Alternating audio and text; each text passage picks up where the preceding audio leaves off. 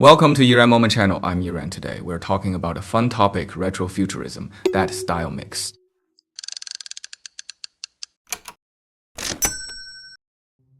Let's check out Adidas' first signature shoe for NBA star Anthony Edwards, launching end of 2023. This shoe blew up right after release. Folks called it super trendy, modern, yet with that retro classic vibe. For Adidas' other star James Harden, his last three signature shoes, do you see a similar vibe or style in those? Maybe a shared vibe there. Around that time, Devin Booker's Nike Book 1 looked more like a sneaker than a basketball shoe. This shoe is said to pay homage to Devin Booker's 72 Chevrolet K5 Blazer, and also draws from Nike classics like Air Force 1, Air Jordan 1, and Blazer. We're not just talking basketball shoes. Haitong Shu also mentioned a Swedish brand called Teenage Engineering. They make consumer electronics, but it feels like more than that somehow. There's a trendy toy shop in Xi'an called X11, and its design looks like a blimp that doesn't exist in real life. The same thing is happening in car design. Lately, I've felt a strong sense that a fresh wave of automotive styling is on its way. Take a look at these works here, folks. Different brands, varied positions, but I can sense the same vibe running through them. Some from Europe, some from Korea. What kind of vibe do you all think this is? Folks, drop comments or danmo to interact. Saloon by Great Wall gave me that vibe too, but just couldn't get the timing right. Among China's native brands, the one that left the strongest impression on me is Chery iCAR V series. First V23, and now ETS V27's turn. I've reviewed the new class on social media before, plus Renault R17, Zeekr 9X, and iCAR's designs as well quite a few times. After seeing the real cars up close this time, I found that iCAR's full lineup has great design consistency and a strong sense of futuristic modernism. My first gut feeling was that it was quite amazing and delightful, so trendy yet classic, restrained yet full of flair and motion. Later, I learned that in design circles, this approach has a formal name, retrofuturism, which perfectly matched the feeling I had in my mind at the time. Dear viewers, if you hear the word retro today, you might think this is going to be a niche design style we're talking about in the car world. That's a misunderstanding. Retrofuturism isn't just niche stuff, it goes way beyond car design. Take Radiation Zone, Blade Runner 2049, Cyberpunk 2077. These big cultural hits with retrofuturism themes have been gaining more attention in recent years. There's an American show called Severance, which scores a 9.0 on Douban quite high. His art style looks like it from the era when I was just born, but the issues it tackles are deeply rooted in postmodern themes. With future high-tech, folks split their personalities, work hard at the office, forget life outside then focus on living and erase all memories of work from their minds.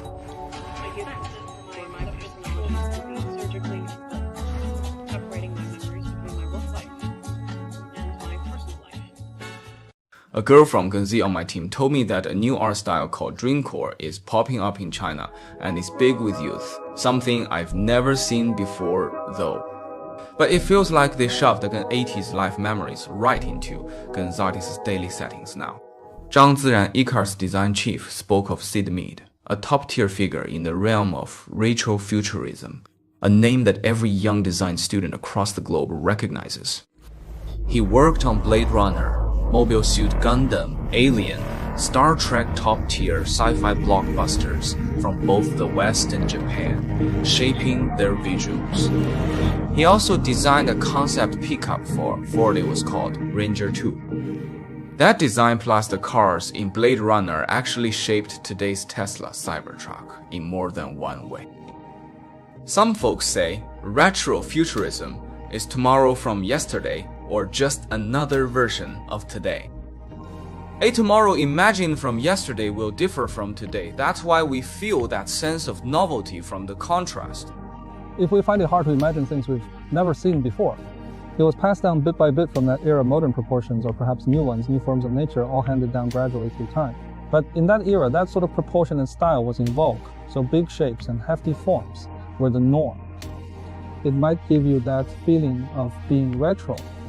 Some of the details like retrofuturistic lighting, well folks, you can imagine back then, I could only make those big ugly, clunky, oversized lamps.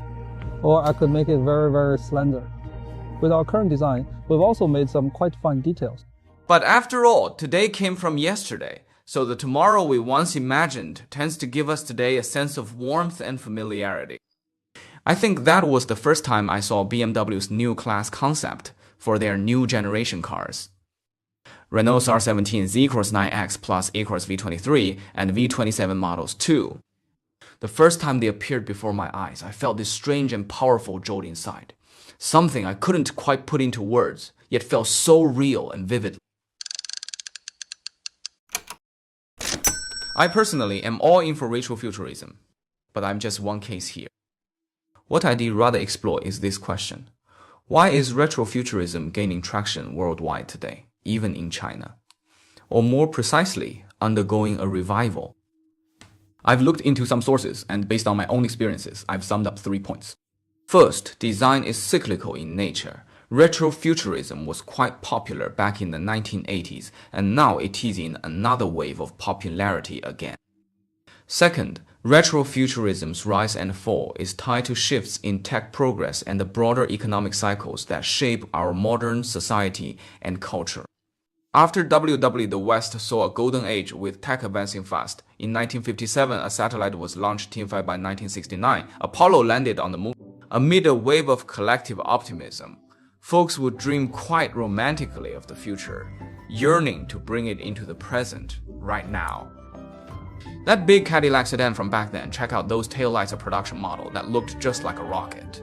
Man. Lincoln once had a concept car named Carpi, and it was already talking about self-driving cars, wireless remote control, and automatic braking systems. Inside a television, fridge, and a telephone. By today's standards, it is just a plain old phone, but back then it was seen as a high-tech smart communication tool. And a steering controller like an airplane's control stick. That was also a time of rapid growth in Japan, and the manga of that era was brimming with bright visions of the future to come. Whether in Dragon Ball or Dr. Slump or Ghost in the Shell, just look at the designs of the gadgets they featured there. Back then, I thought these things looked quite strange and cool, but now I see, yeah, that is classic retrofuturism. Alright. In Dragon Ball, Bulma and Little Monkey King ride that motorcycle. Truth be told, we've never seen one like that in real life, have we? Third, in retrofuturism, the balance of retro and future is a delicate matter to be sure. If new tech develops rapidly and the economy is booming, then every head stitched with a fun tomorrow will be better day tech.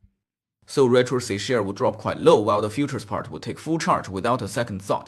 When tomorrow looks brighter, the past just becomes that pesky obstacle you'd rather kick out of the way. If new tech speeds ahead fast, but life and economy stay mostly flat and unexciting, then retro and future, these two siblings, would weigh about the same, I think. If folks are generally quite serious-minded, then retro will take a bigger share, while future just adds a final touch.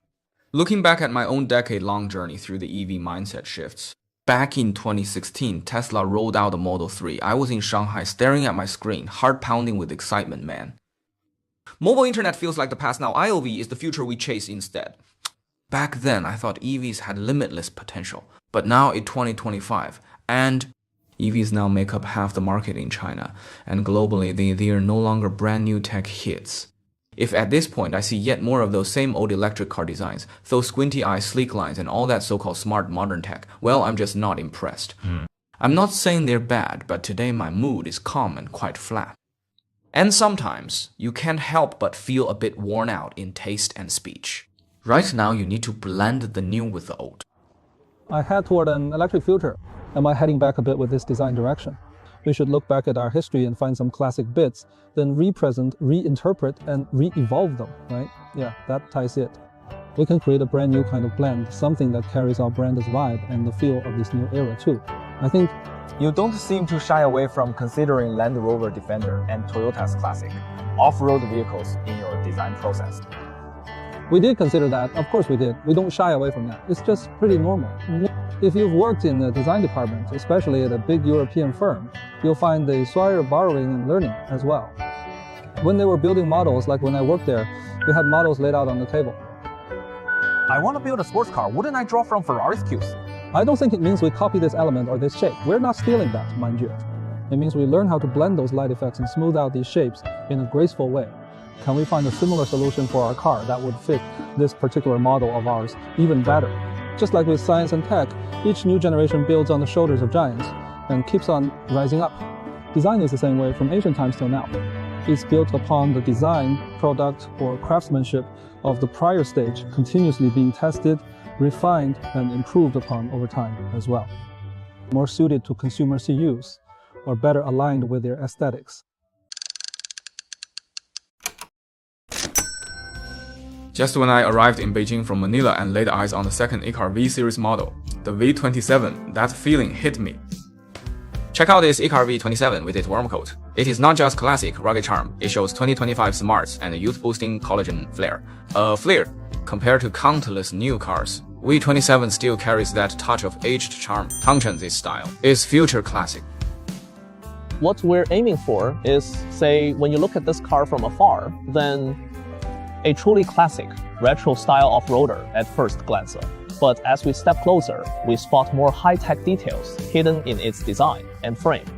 If you just use fire retro futurism in 6 words to sum up iCAR's design ambition, I think that might downplay Su Jun and his team's true aspirations. The first step in any ambition, people. Su Jun is a Tsinghua University PhD in design. He once led Ankoti's design department and founded SmartMy, a design-focused firm. He later moved into auto design and gave iCAR a design-driven core, pushing design as the ultimate goal.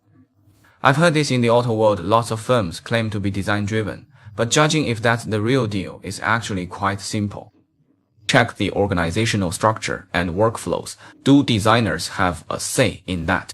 For big ones like that, they surely have to think about optimization costs and maximizing profits.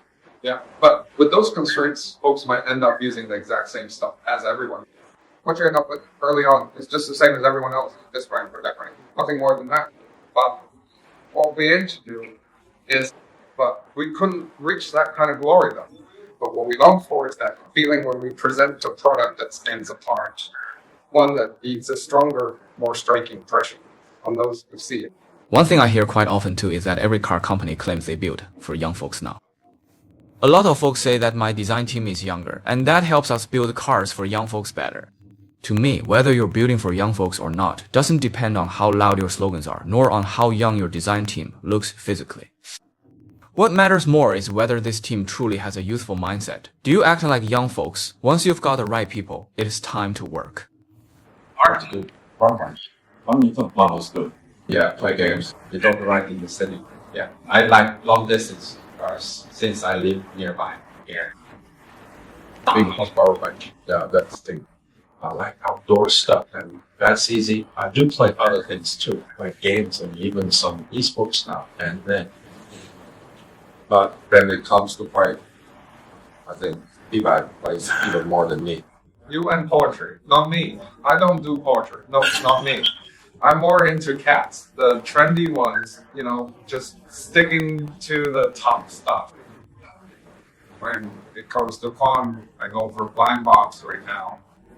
And cars, yeah, I mess with those too. Not all day, mind you. But my folks say I'm not serious at all. Alright, besides design, I just mess with these stuff. I heard Zhang Ziran explain iCAR's design philosophy here, and mixed in my own feelings from V23 back then. And this fresh impression I got of the V27 in Beijing, I drew a sketch where 2 V's cross at a central point. This is how I see the design of iCAR. That top V shape has vintage on the left, future on the right together. That is retrofuturism, a cool idea for this perfect time in history, don't you think? We've talked a lot already, but a design with charm will surely be a good product. And that is not the same as good sales, though.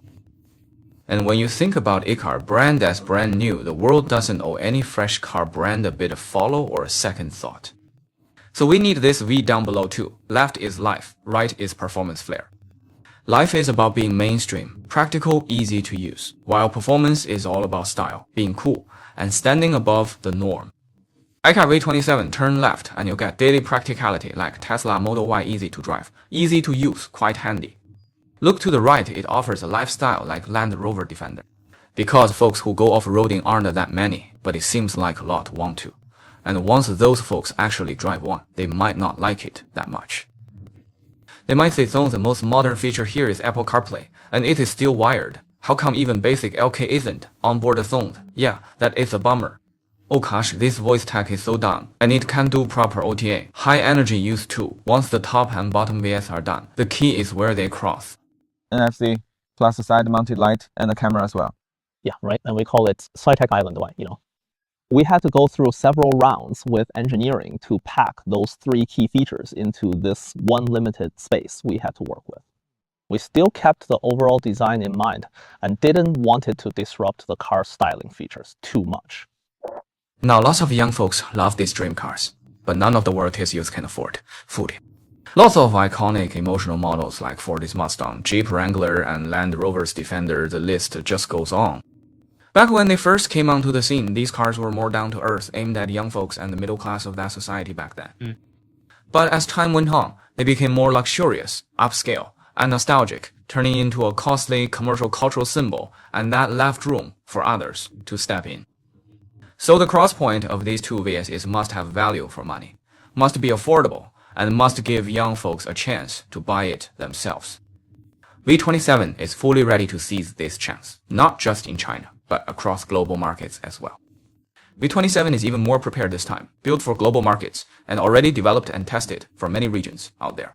Just days ago, iCAR showcased its global brand vision, classic never fades, in a face-to-face setting with international users and customers alike. What does that mean? It means iCAR's design philosophy has now reached brand-level heights and global scope.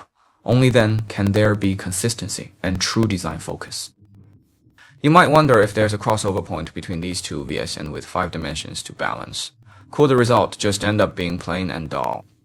But how to say? Yeah, that is possible. But skilled folks dare to balance complex elements and still craft products with soul and character in the end. That's the ultimate ambition of this iCAR design team, right there. If balanced wrong, it is a patchwork mess or a bland 6-sided warrior. But balanced right, it is a classic for the ages. Our iCAR brand is the youngest one under the Cherry umbrella. But since it's young and not well known yet, we need to look for something that sets us apart somehow.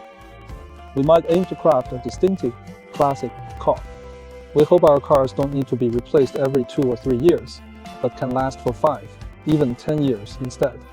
From this long-term perspective, its overall cost will gradually drop and the entire profit model will become more favorable as well. I recall once having a chat with some folks from consulting firms and car companies about how Jetta, Volkswagen's homegrown brand in China, should approach its future EVs. So I came up with a trick, had AI draw a Jetta EV sketch based on the prompts I described to it. Does Jetta here have a bit of that retrofuturism vibe? I can test it out, maybe even see if iCAR V27 fits that retrofuturism tag too. Use AI to place this car into classic movie scenes or anime settings and see if it feels out of place.